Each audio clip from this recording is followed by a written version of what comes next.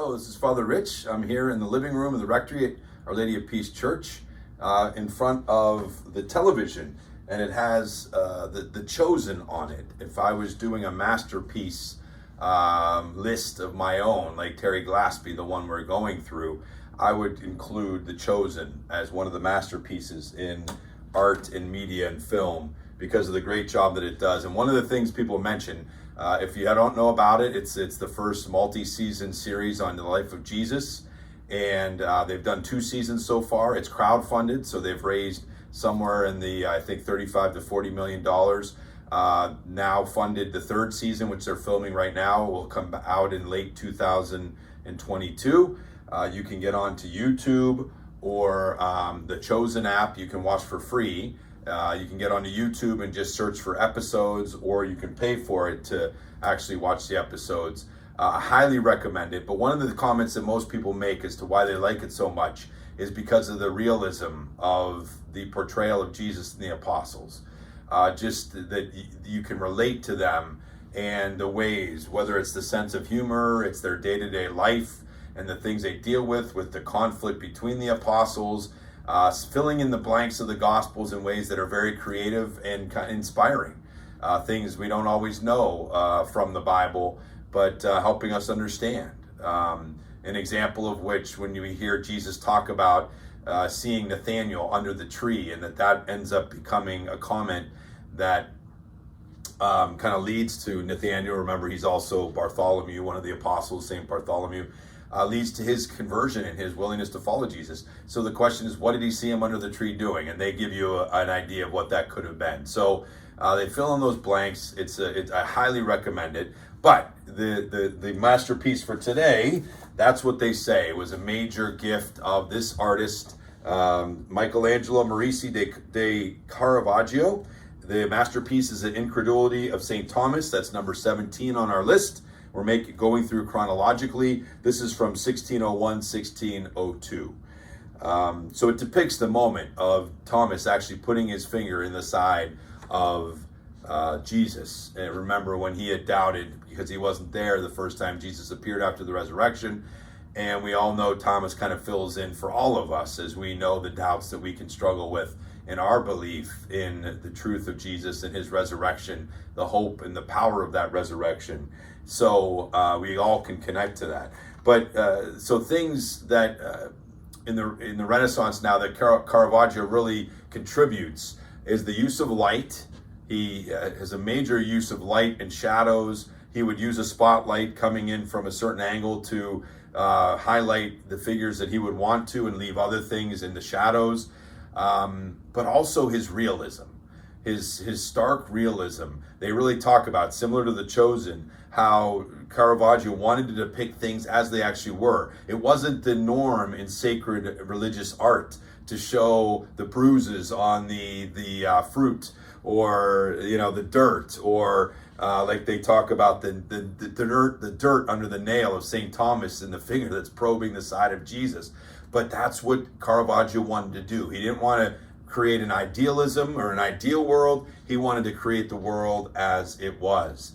And he did that in such a powerful way that he grew in popularity during his own lifetime. He was actually, his lifetime kind of spanned the same time of El Greco. He was born in 1517 in Milan. But then his family, kind of running from the plague, moved to Caravaggio. And so he eventually, as an artist, took on the name of the place where he lived. And so his name of Michelangelo Merisi kind of fell out, and everybody got to know him as Caravaggio. But so then it would be in Caravaggio and in Rome that he would become very popular, particularly with the common people, because they loved how real he depicted things. He would use the people off the streets and pose them and then paint them as they were with the same clothes on. He didn't care if he was doing a biblical narrative. He would show clothes from the 16th century, even though it was depicting scenes from the 1st century, with rips in their seams and everything else. So a lot of times the poor people, the people from the worst part of the neighborhoods in town, and he would use them in his imagery. And so because of that, some people thought it was somewhat blasphemous, both his realism and who he used as to pose in his pictures, but nonetheless very well liked during his lifetime. His patrons, though, weren't always sold because of that, and so sometimes the patrons were the last ones that kind of come on board with the work that he did. But they mentioned that some of the things that he did in his the moments, he was best known for his biblical portraits, his biblical moments. And so we'll go through a little litany of those. The calling of St. Matthew in 1599, the supper at Emmaus in 1606, the taking of Christ in 1602, the betrayal by Judas. They say that he made Judas his self-portrait. The entombment of Christ. This is where he says, sometimes when a moment of revelation comes, it's a horrifying and violent one. And Caravaggio usually shows the instant just before the violence or immediately afterwards. So this realism also had a strong kind of violence to it. And so the examples of this, he mentions the entombment of Christ, 1603, the sacrifice of Isaac, 1603, the conversion of St. Paul, 1601. And in the crucifixion of St. Peter, they talk about the just the realness even of the suffering, the torture of Peter's muscles as he's being hung upside down. And then one of his last paintings, David and Goliath, they captures the moment. They say that he had a self-portrait not only in Goliath, but a younger self-portrait himself in David.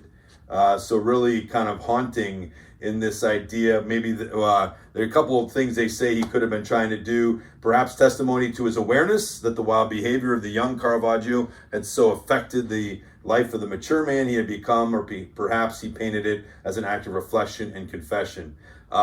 Regardless, it's a haunting image.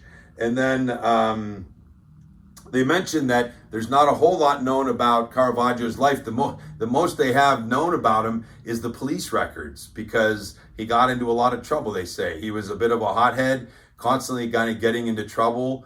And at one point he actually killed a person and was on the run because of murdering somebody in a street fight. And so eventually they got the Pope to pardon him, and they were bringing him back around 1610 to Rome to continue his work, and then he died from malaria. So, obviously he knew his own sinfulness. We don't know. He obviously showed knowledge of the Bible and of the Catholic tradition and faith, but obviously knew his own struggle to live it, and that's why he very often portrayed himself in the negative people in his artwork. But so they also mentioned that he would have been, growing up and coming to his into his spiritual life during the time of St. Ignatius of Loyola. I mentioned in the last video that the Catholic Counter-Reformation that responded to the Protestant Reformation would have influenced these people. And part of that Catholic Counter-Reformation was St. Ignatius of Loyola and the Jesuits.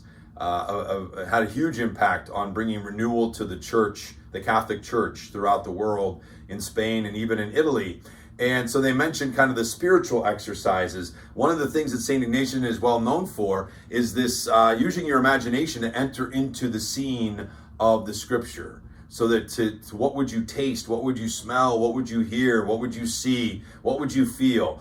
And so they again kind of speculate that this could have had influence directly on Caravaggio, his desire to make the portraits so real that you could feel them, taste them, hear them. You could enter yourself in the scene, and I have to imagine that there's a connection there. So we're grateful for this realism of Caravaggio and the ways he depicts these great moments in Scripture. I encourage you to check out all those paintings if you've never seen them, and they are classics and well known. The one that we're talking about is actually held now in Potsdam in the Sasushi Picture Gallery, the Incredulity of St. Thomas, but he is there in museums throughout the world, so I encourage you to check him out. So our next masterpiece is number 18, the Holy Sonnets of John Donne. They're poems. I have to admit I haven't had exposure to these, so I'm looking forward to getting exposed to something new. So hope you'll join me, and thank you for joining me today. Have a great day. God bless.